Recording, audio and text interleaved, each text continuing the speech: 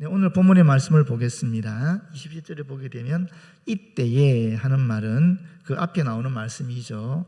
예수께서 자신이 메시아라는 위대한 자기 계시를 한 때를 말하는 것입니다.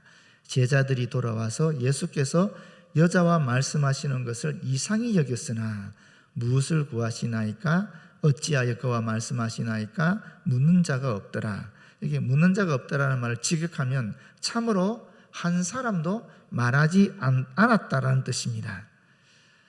유대인들이 그 당시 풍습에 의하면 자기 아내일지라도 길거리에서 여자와 이야기하는 것을 수치스럽고 무리한 일로 여겼다라는데, 예수께서는 공개된 장소에서 여자와, 그것도 천하다고 여겨지는 이 사마리아 여자와 개인적으로 말씀을 나누고 있습니다.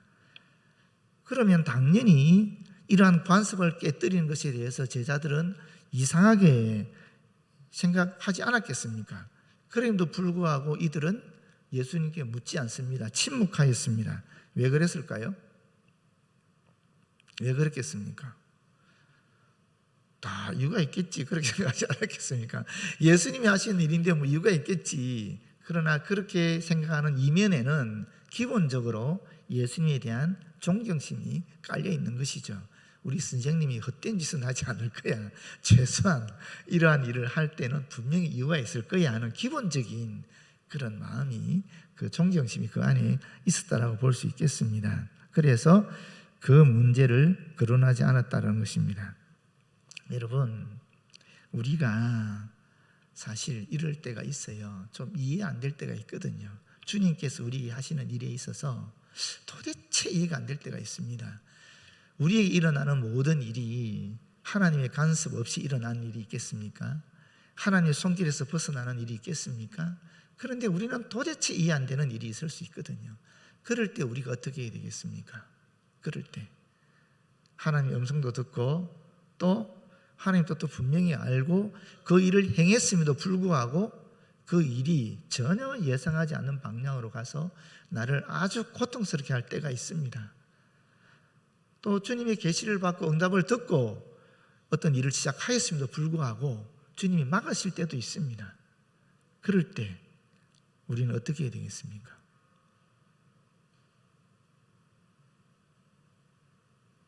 그때 우리가 취할 자세가 바로 이런 자세입니다. 설사 우리가 생각하는 것과 동떨어진 그런 일들이 발생한다 할지라도 하나님께서 이런 일을 나에게 하셨을 때는 분명히 그분의 어떤 목적이 있다라는 겁니다. 나를 향한 목적 뿐 아니죠. 나만을 위한 것이 아니죠. 또 나와 상대했던 사람들과의 그 사람들 한 사람 한 사람에 대해서도 똑같은 다른 차원의 어떤 주님의 목적이 있다라는 것입니다. 그럼 우리가 어떻게 그렇게 할 수 있을까? 어떻게 그게 가능할까? 일단 여러분의 개인적인 신앙생활을 한번 돌이켜 보십시오. 우리가 일생을 살아오면서 정말 이건 분명히 하나님의 뜻이라고 생각했는데, 또 주님께서 나에게 분명히 계시를 내려주셨는데 응답을 주시고 돕는 사람도 붙여주시고 이끌어 주셨음에도 불구하고 딱 막혔을 때 그런 일이 있었잖아요. 우리 일생에서 그런 일이 한 번도 없었습니까? 있었어요. 그때 내가 어떻게 이겨나갔지? 아마도 기도하면서 또 새롭게 주님의 뜻을 찾기도 하고 어쩌면 화를 내기도 했을 수도 있지요. 주님의 뜻을 도대체 받아들일 수 없어서 정말 주님 앞에 탄원했을 수도 있습니다만은 시간이 지나서 돌이켜보면 그때 하나님께서 이렇게 역사하신 이유가 있다라는 것을 알잖아요. 그렇지 않습니까? 내가 생각하는 것과 전혀 다른 길을 하나님이 열어주시는 경험을 하지 않았습니까? 또는 그 일이 막혔음에도 불구하고 다시 풀려서 더 좋게 역사하시는 것도 경험하지 않았습니까?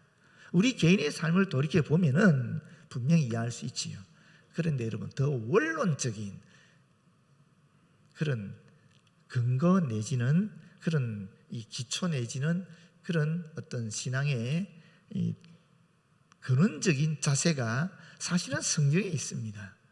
무슨 얘기냐면 우리가 하나님을 알면, 제대로 알면 사실 우리는 우리의 삶을 좀 더 쉽게 지혜롭게 헤쳐나갈 수가 있습니다. 근데 하나님에 대해서 성경은 뭐라시라고 얘기합니까? 보통 우리가 알고 있는 하나님은 사랑의 하나님이다, 정의의 하나님이다, 또 긍휼이 많으신 분이시다, 그런 여러 가지 이야기 있지 않습니까? 근데 그 중에서 우리가 간과하기 쉬운, 쉽게 놓치는 그런 하나님의 이미지가 있습니다. 하나님의 어떤 성품이 있습니다. 그게 뭐냐면 신실하신 하나님이라는 것입니다. 신실하신 하나님. 한번 약속한 것을 어기지 않으시고 끝까지 지키시는 하나님. 그 하나님 우리에게 무엇이라고 약속하셨습니까? 예수를 그리스도로 믿게 되면 영원한 생명을 주겠다 약속하셨습니다. 그렇지요? 우리가 영원한 생명을 가졌습니다. 또 분명히 예수께서 말씀하셨잖아요. 진리를 알지니 진리가 너희를 자유케 하리라. 그 진리가 무엇이겠어요? 예수 그리스도이시고 동시에 하나님 아니겠습니까? 하나님 우리와 함께 하신다는 구원의 선포 아니겠습니까? 그것이 하나님의 약속이잖아요. 하나님이 사랑하는 자 곧 그 뜻대로 부르심을 입은 자들에게는 모든 것이 합력하여 선을 이룬다. 이것이 분명한 하나님의 말씀입니다. 약속입니다. 그 약속을 말씀 그대로 신뢰하게 되면, 받아들이게 되면, 믿게 되면 실제로 우리에게 일어나는 이런 예기치 않았던, 또는 정말 있을 수 없다고 생각하는 그 일이 나에게 닥친다 할지라도 사실은 우리의 믿음의 근거를 이 하나님의 말씀에 신실하신 하나님께 두게 될 때 이와 같은 제자들의 모습처럼 인내하면서 참으면서 하나님께서 나에게 일으키실 역사를 기대하면서, 그럼에도 불구하고 여전히 하나님 나를 사랑하시고 나와 함께 하신다라는 그 믿음 붙잡고 그 어려운 고난의 시간들을 겪으면서 이겨나갈 수가 있는 것입니다. 우리에게는, 그리스도인들에게는 절망이 없거든요. 언제나 하나님 우리와 함께 하시고 언제나 하나님께서 우리를 더 선하게 이끌려고 하시고 언제나 하나님께서는 우리가 자유롭고 행복하고 편안한 삶을 살아가기를 원하신다는 그 확실한 하나님에 대한 인식이 있으면 사실은 이겨나갈 수가 있는 것입니다. 그런데 하나님에 대해서 철저하게 정확하게 신실하신 하나님이라는, 약속을 지키시는 하나님이라는, 나를 나보다 더 사랑하시는 하나님이라는 그런 믿음 내지는 그런 알아차림이 없을 때 우리는 너무나 쉽게 넘어지게 된다라는 것입니다. 쉽게 흔들리게 된다라는 것입니다. 그러니까 이런 믿음의 모습, 이런 자세들이 우리에게 필요할 줄로 믿습니다. 그 당시 여인에 대한 관습을 보시게 되면 언젠가 말씀드린 기억이 납니다만은 이 랍비들의 가르침에는 이런 것이 있었습니다. 여자들에게 율법을 가르치느니 차라리 불에 태우는 게 낫다. 또 격언도 있었습니다. 사람이 여자와 이야기가 길어지면 그때마다 그에게는 재난이 올 것이요, 율법을 저버리게 되고 결국에는 음부를 상속받게 되리라. 여자랑 자꾸 얘기하고 여자의 말에 귀를 기울이면 지옥에 들어간다라고 그 당시 격언이 그랬다라는 거예요. 유대인 여자랑 얘기해도 이런데 하물며 사마리아 여자랑 얘기하면 어떻겠습니까? 말할 필요 없는 거예요. 그럼에도 불구하고 예수께서는 사마리아 여자와 그 당시의 관습을 깨고 이야기하셨다라는 것입니다. 어떻게 그게 가능했을까요? 예수님은 하나님의 아들이시니까 당연히 가능했겠지, 이렇게 볼 수도 있지요, 당연히. 그런데 여러분, 여기서도 중요한 게 하나 있습니다. 그게 뭐냐면 예수님의 성품의 특징 중에 하나가 예수님이 스스로를 생수라 그랬잖아요. 생수는 뭡니까? 물이라는 소리잖아요. 여러분, 물의 특성을 한번 생각해 보십시오. 물은 형태가 있습니까, 없습니까?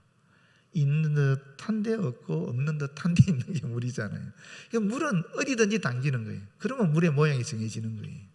그렇지 않습니까? 물의 본질은 눈에 보이지 않지만 만지면 차갑고 뭐 끓이면 기체가 되는 그런 본질을 갖고 있지만 사실 그 형태는 담는 대로 어디든지 당기는 거예요. 그렇지 않습니까? 예수님께 그런 물 같은 성질이 있는 거예요. 그래서 사마리아 여자든 유대인하든 학자든 니고데모 같은 학자든 또는 창녀든 세리든 누구와 상관이 없이 어울릴 수 있는 거예요. 어떤 그릇을 만나더라도 예수님 그 안에서 다 담기는 거예요. 다 그 사람을 포용할 수 있는 거예요. 그 사람과 함께 할 수 있는 거예요. 그게 예수님이 물 같은 성품을 가진 의미라고 볼 수 있는 것입니다. 여기도 그 흔적을 또는 그 예를 우리가 볼 수 있는 것입니다.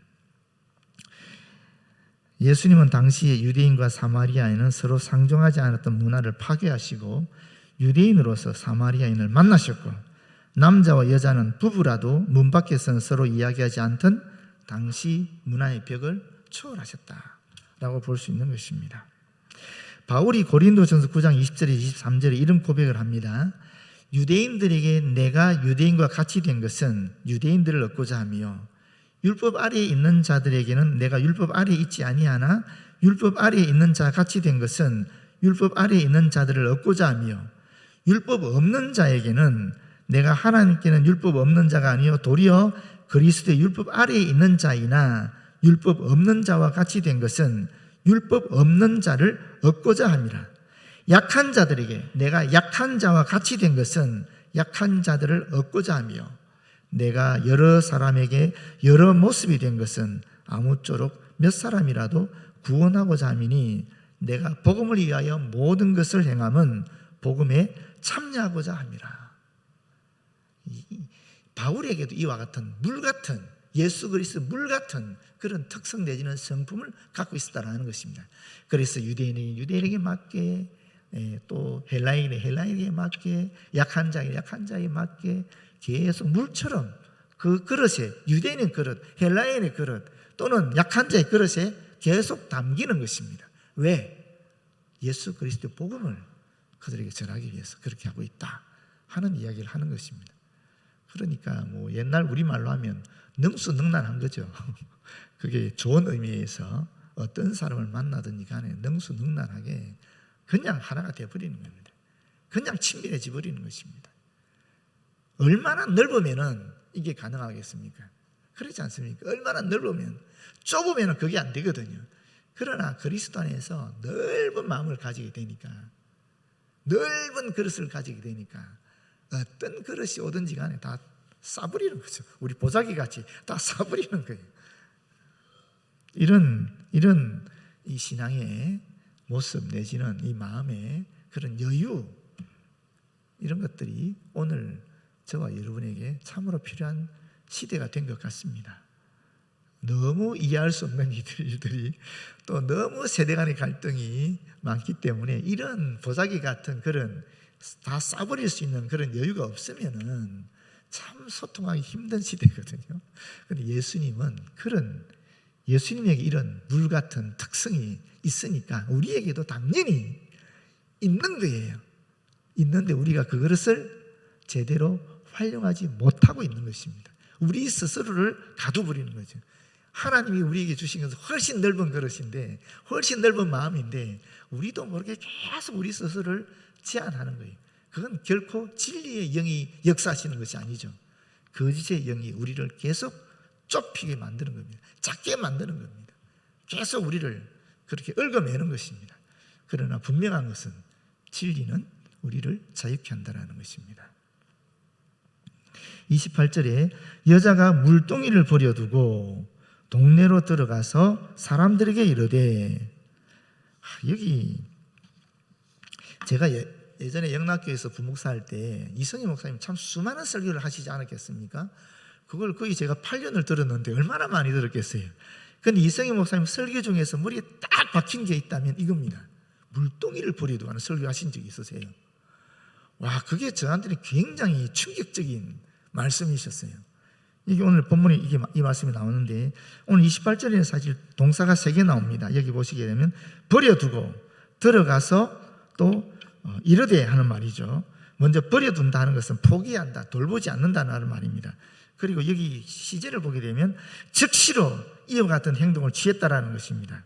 우물에 온 것은 물을 길고자 함이었습니다. 그런데 예수께서 메시아이심을 확인하게 되니까 그 즉시 포기했다라는 것입니다. 여러분, 진정으로 예수께서 그리스도를 발견한 사람들마다 사실은 이와 같이 자신의 세상적인 욕구를 추구하였던, 충족시키려 했던 생각을 즉시 버리게 되어 있다는 것입니다. 동네로 들어가서, 이 들어가서는 말도 마찬가지입니다. 즉시 예수님을 떠나 동네로 갔다라는 말입니다. 예수님이 그리스도심을 확인하는 사람들의 공통점이 여기 있습니다. 우리가 1장에서 보게 되면 안드레가 자기 형 베드로에게 적극적으로 가지 않습니까?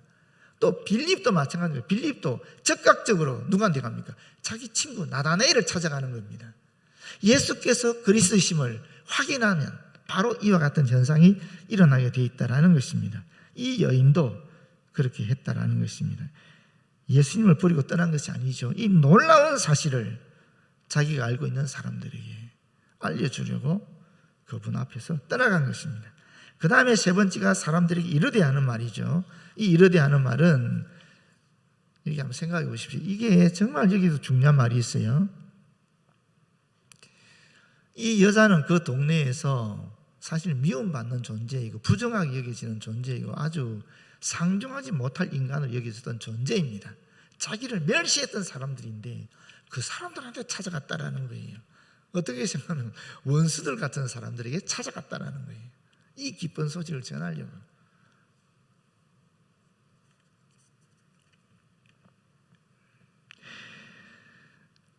이 구원의 기쁜 소식이라는 것이 이게 우리 안에 확 와닿게 되면 이와 같은 역동적인 힘이 있다라는 것입니다. 그러면서 여기 이 물동이의 상징적 의미를 좀 보시겠는데, 첫 번째가 뭐냐? 처음 이 여자가 이 물동이를 가져왔을 때 그 물동이는 어떤 물동이였습니까? 아주 귀한 것이었습니다. 왜 그렇습니까? 물이 없으면 살아갈 수가 없잖아요. 그렇기 때문에 그 떼약볕에 사람들 낯을 피해서 물을 기르러 온 거예요.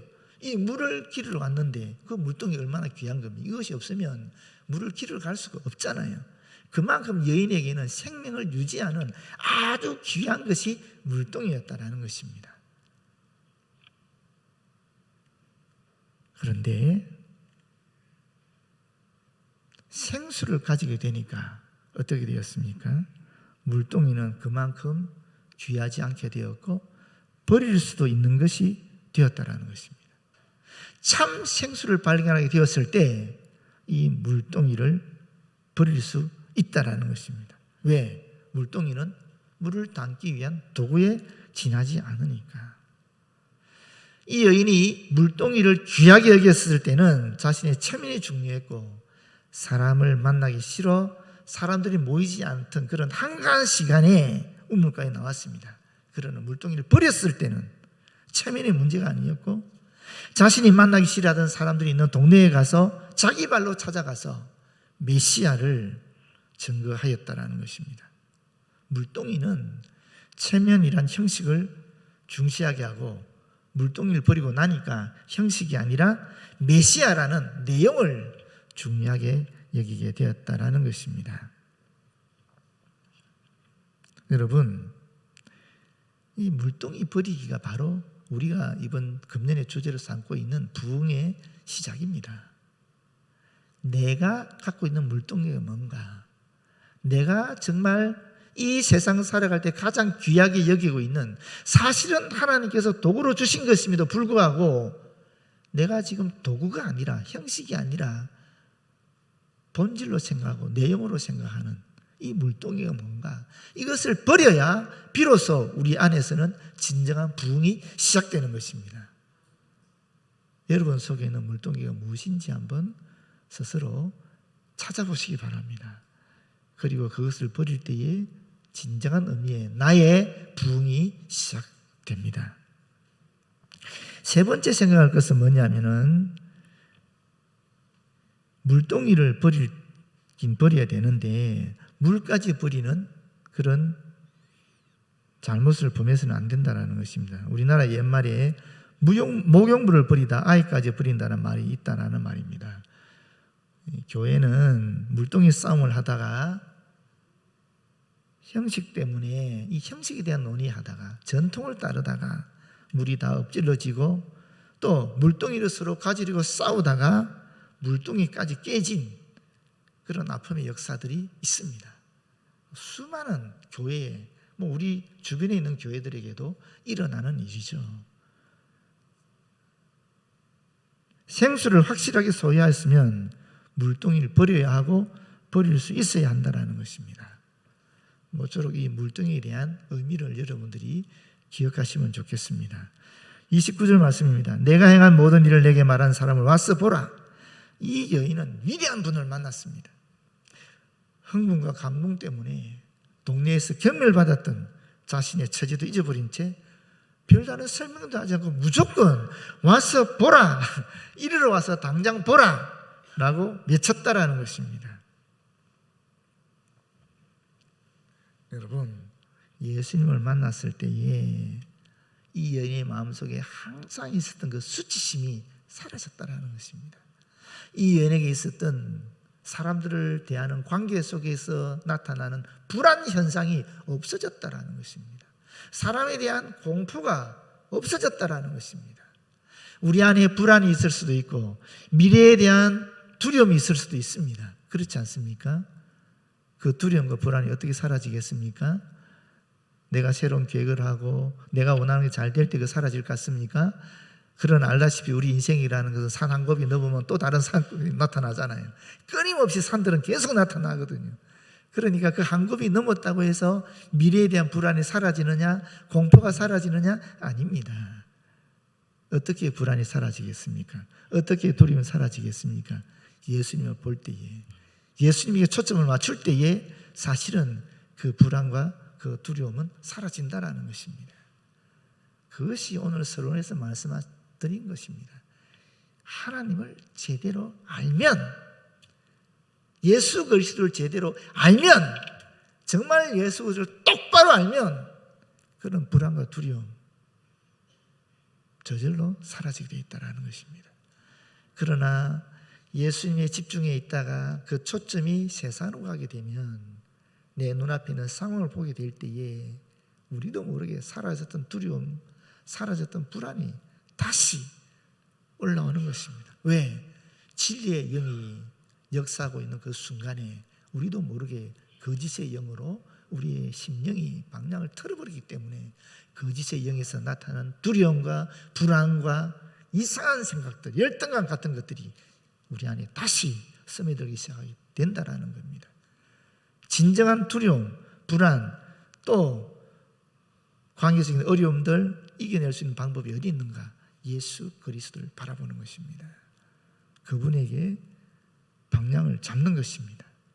그럴 때 우리는 상황과 상관이 없이 그 상황 그대로 있다 할지라도 우리의 마음에는 예수 그리스도 오는 평안이 자리 잡게 되는 것이고, 그 평안이 우리에게 여유를 주고, 그 여유를 주게 할 때 우리 시야가 넓어지게 되고, 시야가 넓어지게 되면서 다 끌어안을 수 있는 그런 포용력이나 또는 그런 어려움을 이겨나갈 수 있는 지혜가 드러나게 된다는 것입니다. 30절 말씀입니다. 그들이 동네에서 나와 예수께로 오더라. 그들이 동네에서 나와 즉시 행동에 옮겨 나왔다라는 것입니다. 미천한 한 여인의 증거가 그들의 마음을 그토록 빨리 움직일 수 있다는 것은 참으로 놀라운 일입니다. 그러지 않습니까? 왜 그랬을까요? 자기들이 그렇게 멸시했던 여자였습니다. 상종하지 않았던 여자였습니다. 욕했던 여자였습니다. 그런데 그 여자의 말을 듣고 왜 이렇게 이 동네 사람들은 즉각적으로 움직였을까요? 아마 저는 그렇게 보여집니다. 이 여인에게, 이 여인의 얼굴에 환희가 있었을 거예요. 벅찬 감동이 있었을 거예요. 예전에 있었던 우울한 모습이 아니었을 거예요. 짓눌려 있는, 죄에 짓눌려 있는, 수치심에 짓눌려 있는 그 얼굴이 아니었을 것입니다. 완전히 변화된 이 여인의 얼굴을 이 동네 사람들이 보았을 겁니다. 그러면서 뭔가 있구나 라고 느꼈을 거예요. 그런데 이 여인은 뭐라 그랬습니까? 와서 봐라, 메시아다라고 얘기하지 않았습니까?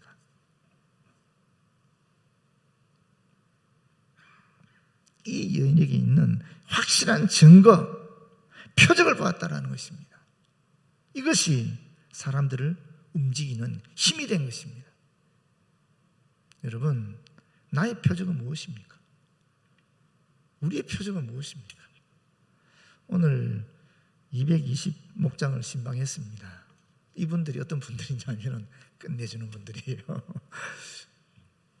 저기 유성 온천역에서 버스킹을 하는 분들입니다. 연세도 많으신 분들이 찬송을 부르면서 복음을 전하는 분들이에요. 근데 거기에는 우리 교회 식구들 전도부만 가 있는 것이 아니라 여호와 증인도 나오고 신천지도 나온답니다. 신천지 아이들까지 나와요. 그런데 어느 날 여호와 증인을 이끌고 온 지도자가 우리 권사님께 물어봤어요. 어떻게 그렇게 늘 행복하십니까? 왜냐하면 권사님이 늘 웃으시면서 찬송을 부르고 웃으시면서 하시니까 한순간도 쉬지 않고 늘 그 얼굴에서 웃음이, 행복한 미소가 있으니까 그분이 그렇게 물어봤다라는 거예요. 그때 우리 권사님이 이렇게 말씀하셨대요. 예수님이 나와 함께 하시잖아요. 주님이 나와 함께 하시니까 나는 늘 기쁩니다. 늘 행복합니다. 그랬다라는 거예요. 여러분, 이것이 표적입니다. 세상 사람들 구별되는 표적입니다. 우리가 어떤 상황이 있다 할지라도 주님 때문에, 주님이 나와 함께 하시는 것 때문에 기뻐하고 즐거워하고 그 내면에 있는 그 기쁨과 감격이 나의 얼굴의 미소로, 내 눈짓으로, 내 입짓으로, 내 손짓으로 드러나는 이것이 표적이 되는 것입니다. 이것이 사람들을 변화시키는 힘이 되는 것입니다. 예수께서 살아계신 증거가 되는 것입니다. 여러분, 이런 표적들이 저와 여러분이 있기를 바랍니다. 우리 교회는 이런 표적들이 많이 있습니다. 오늘 이 자리도 계시고 또 앞으로도 계속 이 표적들이 나타날 줄 믿습니다. 그 사이에 39절 이하에 나오는 사마리아 사람들이 예수께 나오는 그 일 사이에 그 짧은 시간에 제자들이 청하여 이르되 랍비여 잡수소서. 제자들은 자신들이 해야 할 가장 시급한 일이 예수님의 식사 문제를 해결하는 것이라고 여겼기 때문에 이렇게 청했습니다. 그러나 그들은 예수님과 이야기를 나눈 여인이 누구인지 묻지도 않았고 또 그녀가 왜 물동이를 버려둔 채 서둘러 돌아갔는지 묻지도 않았습니다. 그들은 주님의 마음을 이해하지 못했습니다. 자신들이 중요하다고 생각했던 현실적인 문제에만 매달렸습니다. 그래서 랍비여 잡수소서라고 얘기했고 예수님은 뭐라고 얘기합니까? 내게는 너희가 알지 못하는 먹을 양식이 있다라고 얘기하고 있습니다. 여러분, 여기 잡수소서, 뭘 먹으라는 겁니까? 동네에 가서 제자들이 사온 먹을 것, 양식 아니겠습니까? 같은 양식입니다. 양식을 먹으라고 얘기하고 있고 32절에는 양식이 있다 그랬는데 이 양식은 다른 의미겠죠. 제자들은 육체적 생명을 유지해 나가는 이 양식을 예수님께 권했지만 예수님이 제자들에게 하는 말은 영적인 영원한 생명을 유지하는 그 양식을 먹고 있다라고 얘기하고 있는 것입니다. 똑같은 말인데 이렇게 다른 의미를 가지는 것이죠. 우리가 이 땅을 살아가는 것도 그렇습니다. 우리가 똑같은 사건을 보게 되면서도 육체적인 눈으로 볼 수도 있고 영적인 눈으로 볼 수도 있어요. 그런데 우리는 육체적인 눈으로 보는 것도 중요하지만 사실은 영적인 눈으로 보는 것이 더 본질적인 거라는 겁니다. 그런 영적인 눈을 우리가 늘 열 수 있도록 하나님께 지혜를 구하고 영적인 분별력을 구해야 될 줄로 믿습니다.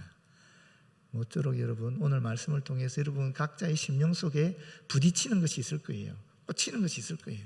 그걸 붙잡고 하나님께 나아가는 저와 여러분 되었으면 참 좋겠습니다. 기도하겠습니다. 아버지, 고맙고 감사합니다. 오늘도 사마리아 여인과의 대화를 통해 주님께서 우리에게 들리시는 음성을 우리의 심령이 들었습니다.